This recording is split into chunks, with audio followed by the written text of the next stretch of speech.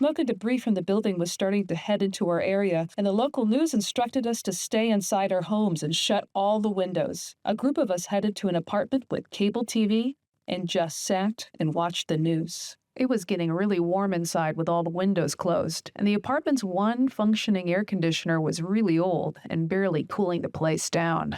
People were feeling restless, so we left in the evening just to see what was going on around the neighborhood. We checked out a bar on Ludlow Street. It was dusk, and we were surprised to find one of the busiest bars nearly empty. No music, just the bartender and the news playing on the TV. The bartender handed out free drinks while we quietly watched the footage from the morning replay over and over. The next day, I tried to make my life feel normal again. So I tried to go back to work, but everything around me started to change.